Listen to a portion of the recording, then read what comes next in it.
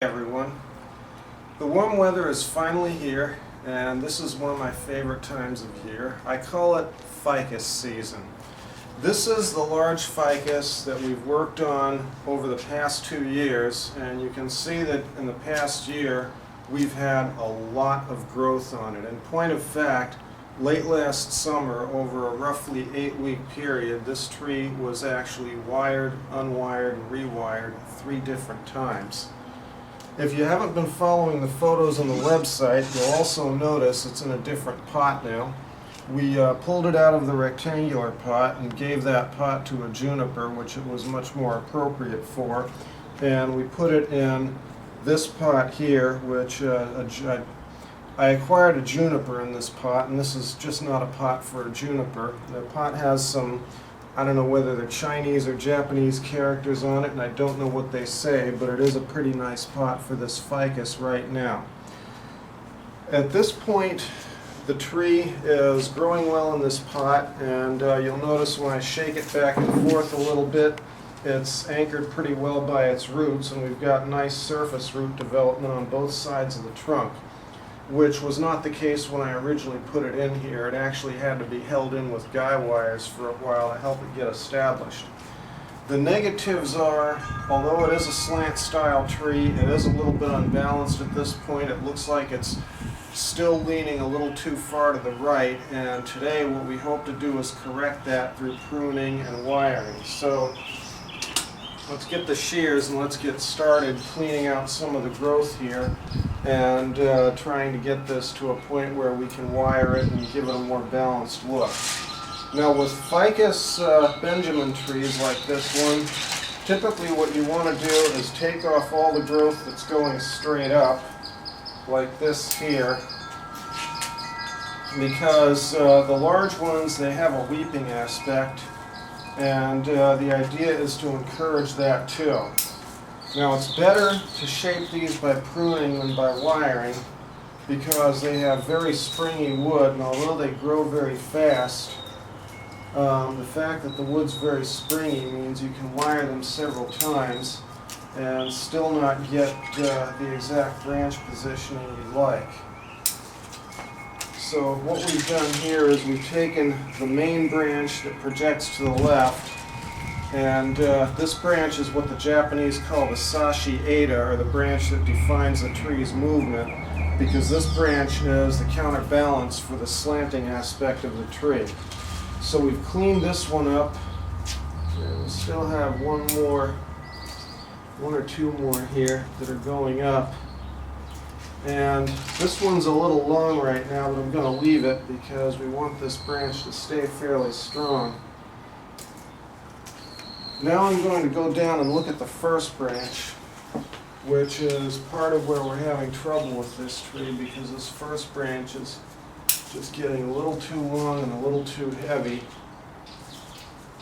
And again, I'd rather take off the upward directed growth because it's going to save me from having to do a lot of wiring later.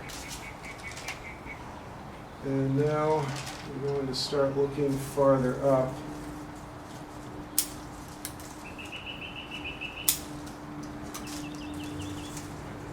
And I'm kind of looking at the tree from underneath here, and that gives me an idea what I have to go, where I have to go. This branch is actually pretty good, and then we have a new branch here that grew, actually a couple of them, behind the first branch. And we'll just kind of clean this up. It's actually hanging down a little too far here. And then leave that there. And now we'll come back around and start cleaning out between the branches. Take off a few leaves in here too.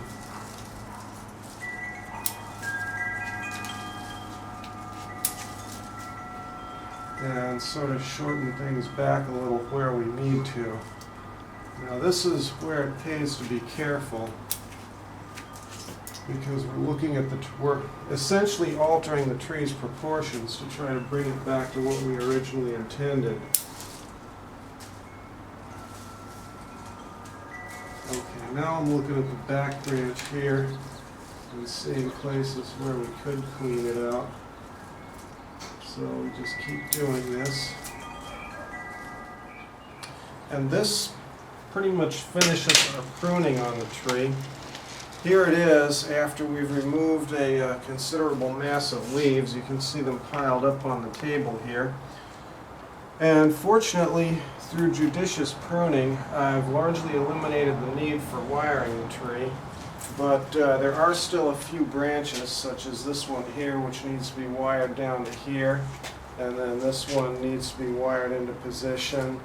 And then we need to bring the apex here over just a little bit in order to get the tree to look more balanced. So let's do a quick cut here, and then we'll come back after the wire's on it, and I can show you the final vision for this year at least.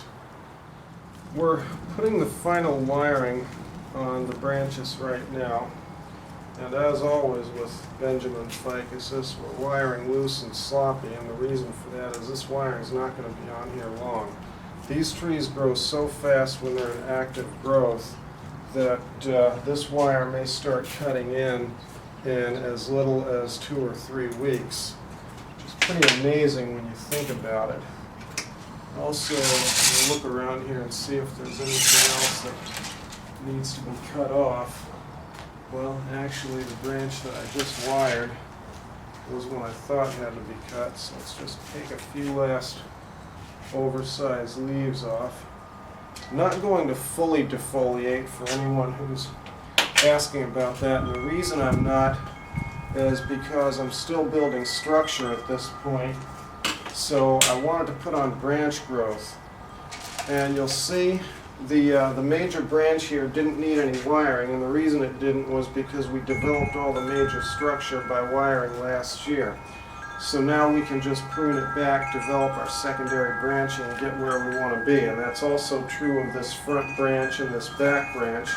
The first branch, because it grew a lot, needed a little bit of touch-up wiring on the secondary branches.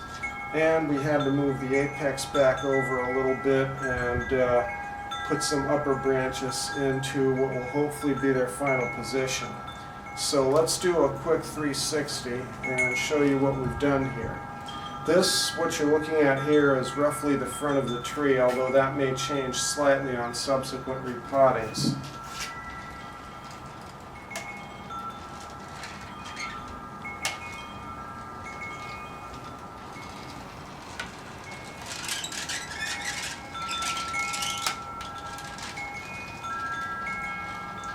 And there you have it. Thank you for watching, folks.